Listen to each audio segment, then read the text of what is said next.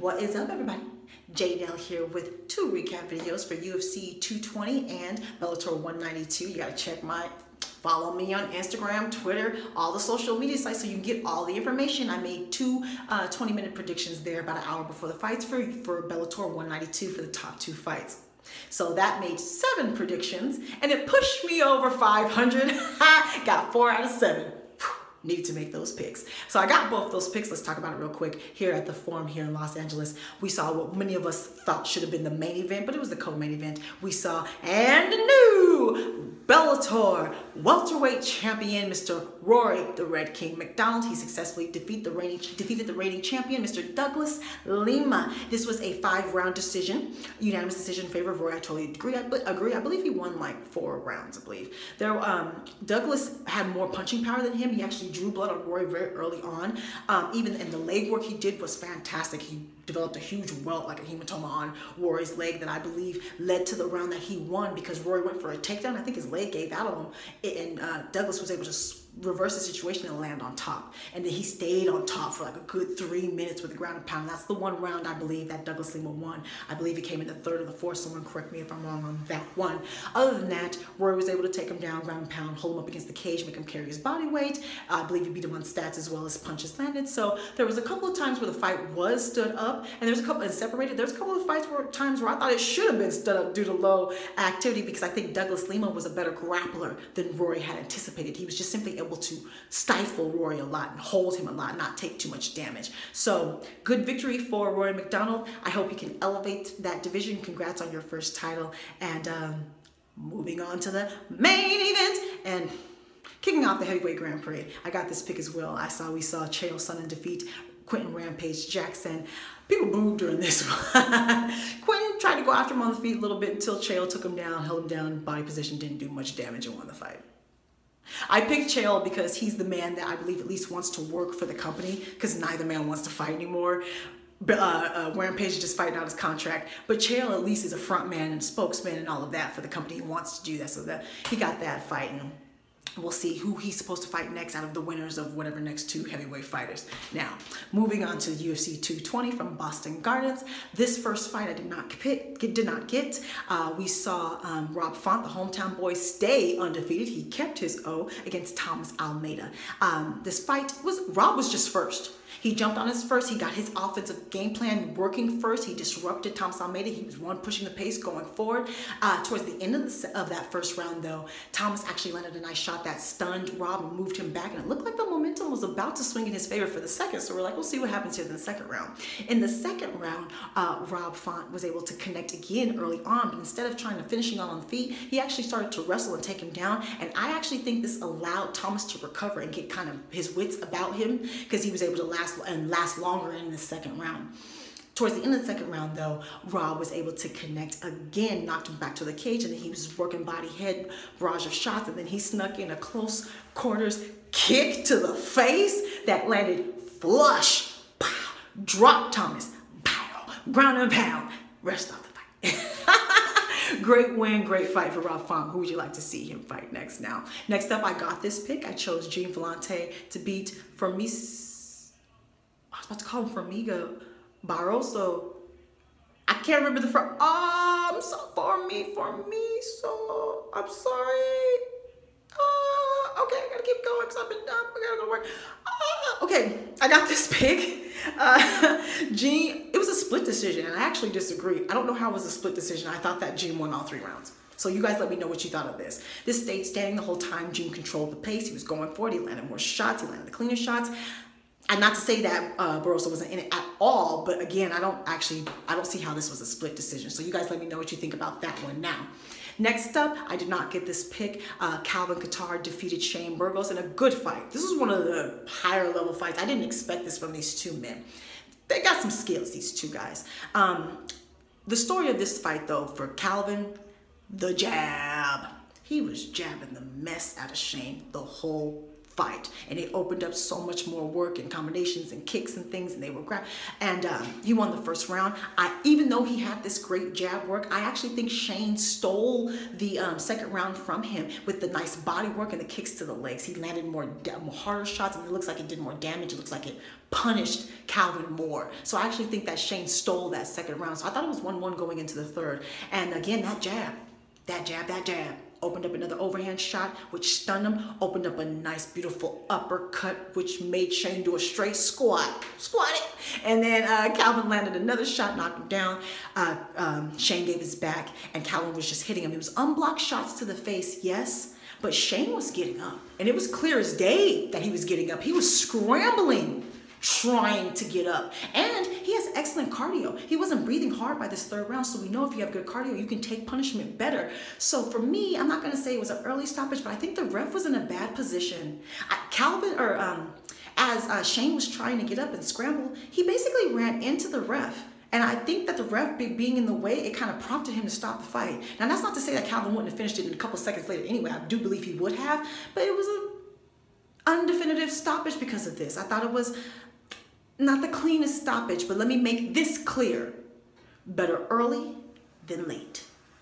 Better early and undefinitive than late, and will they ever fight again? Okay? Okay, but let me know what you thought about that stoppage. Now, co-main event got this pick, and still the UFC light heavyweight champion, Mr. Daniel Cormier DC in the building. All right, the fans liked him. This is, he just gets booed a lot, so this was one where the fans were on his side. He defeated Volkan Oedzemir, ended in the second round, and the first round Volkan was game. He came at him. He was first. He made it sloppy. He made it ugly. He kind of threw DC off his game a little bit. He kind of had to settle himself down. He had to settle Volkan down. Volkan outlanded him in that first round. But DC did a good job of tying him up. But Volkan hit him like everywhere, in the back, in the thigh. Volkan was like, I'm just trying to hit you, bro. What's that? Ankle me, bam, So towards the end of the round, though, DC landed some shots to the face that opened up the takedown, and he quickly took Volkan's back and quickly sunk in a rear naked choke, but Volkan was saved by the bell. And I turned to the people I was with at the bar, and I said right then and there, this fight's over in the next round. You could tell that DC had figured it out. You just could. You just could. So second round, DC quickly took him down, quickly got a mounted crucifix. If you think you can get DC off of a mounted crucifix, you got another thing coming. It was just a matter of, okay, ref, how many unblocked shots to the face are you going to allow Volkan to take before you stop this fight?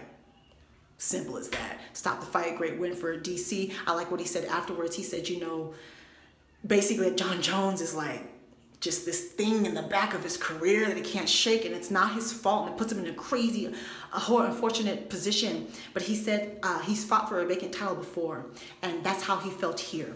He didn't feel like he was defending his belt. He felt like he was fighting for the vacant title, and he won, and he is champion, and I agree. So as you feel, DC, and the new two-time light heavyweight champion, DC, Daniel Cormier. Now, main event, and I lost this pick, and still the UFC heavyweight champion, the baddest man on the planet, Stipe Miocic, breaking the heavyweight title defense record, making history against Francis Ngannou. All right, let's talk about this.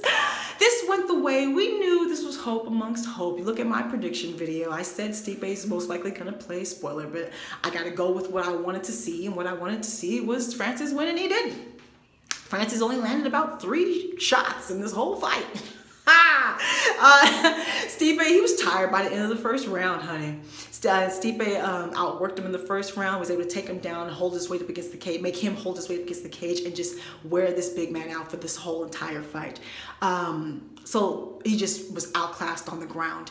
So here are the things I think that Francis can take away from this. Number 1, you only landed like 3 shots, but those 3 punches busted Stipe's face up. It looks like Stipe lost. So there's that. Number 2, he was headhunting in that first round. He was trying to take Stipe's head off at the first shot. He was didn't measure his cardio at all. He wasn't patient at all. He was sloppy. So number 2, he couldn't finish you. There were times in this fight where the ref could have stopped a dude to unblock shots to the face. And he couldn't finish you. He really didn't even stun you too much after that first round.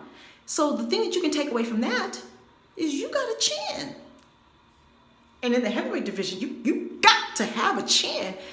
And you do. You got a chin. So my advice to Francis, oh, also the other thing is you're young. This happened young. This is only 4 years into his MMA career. And by young, people always say young, he's 31. Well, how many times we got to tell you guys? The heavyweights mature later. They hit their prime later.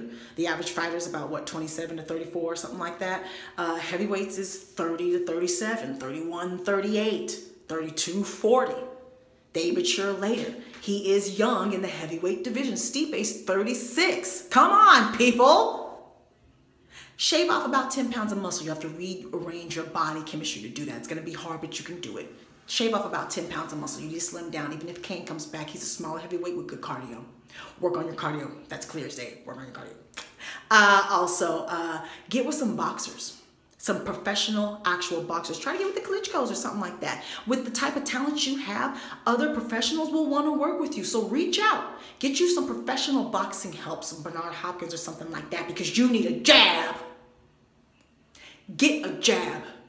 Get a jab. Get a jab. Get a jab. Also, get you some Chuck Liddell type TD takedown defense. TD. I think that's just, I mean, the only person who could really rule him with the wrestling was Randy Couture. And Stipe's no Randy Couture, although it may not help you with Cain Velasquez. But if you can stay on the feet long enough and you got your boxing jab out there, make all the difference in the world. So get with some real boxers. Get yourself a jab and some more combos and some real boxing. Work on your wrestling and your grappling. Try to get some Chuck Liddell type TD defense. Shave off some of that body mass. And I think in 2 or 3 years, you'll be champion. I do. But you got to do what you got a lot of work. Now, real quick, Stipe's post-press conference made me a little upset. It was the most irritated and emotional I think we've ever seen Stipe. He was cutting off reporters and da-da-da-da. It seemed like the chip on his shoulder got worse after he beat Francis. And I get it. You've been disrespected for the last few weeks. I get it. People wanted to see you lose. And guess what I'm going to say? It's your fault. There, I said it. You don't have to be a jackass to be a star. Everybody thinks that. That's the counter effect. It's not true. Anderson Silva. Anderson Silva is a star in multiple countries, and he is not a jackass. He is a loving person. He keeps losing, and we keep wanting to fight. He gets his name chanted, and it's not by being a jerk. It's being a phenomenal athlete and letting his personality shine, even through broken English. And you have star quality, Stipe. You have made it clear you don't want to be a star. You don't want to be the biggest ambassador for this sport. You have made that clear. In your post-press conference, you even said, I can't wait to get back to my simple little life. And that's the problem. You're the heavyweight champion. Your life should no longer be simple. If you want us to cheer for you, you don't have to be a jerk. You just have to make us care. How come we didn't follow your newlywed journey? We love that stuff. How come more of us didn't know you're about to have a baby? We love that stuff. How come your little antelope about wanting to get to the snowplow? You just can't wait to get your new snowplow? How come we didn't see pictures of you buying the new snowplow? We love that stuff. You said your gym does your social media for you. How come they can't do more? How come you can't book your own gigs? Why are you waiting around for the UFC? Oh, the UFC won't put the machine behind them. So what? There are other champions who are way more accomplished than you that the UFC not only does not put a machine behind, but actively craps on every chance they get. And they work their own butts off, get their own endorsement deals, do their own bookings, give us more of themselves. Family men, and you know who I'm talking about. I'm talking about Mighty Mouse. Dana White crapped on Mighty Mouse more in the month of August than he did on you in your entire career. You over here mad? Demetrius Johnson made his own money. He went and got a $1 million endorsement from Twitch by himself. He's a great example. He's not a jerk at all. He's a family man, a hard worker, positive guy, does everything right, doesn't get in trouble by the law, and we love him. And the UFC's done everything they can to get that belt off him. And he's not the baddest man on the planet, but he is the pound for pound best in the world and gets way worse treatment than you do. So there's no excuse, Stipe. You're not a star because you don't want to be. People want to see you lose because you won't make us care about you. You're not willing to open up. You want to keep your life small and private and to yourself. And that is why when Cain comes back, you'll be the underdog against him too. I got to end this video. My time's up. Subscribe, like, talk to me, take care, and goodbye.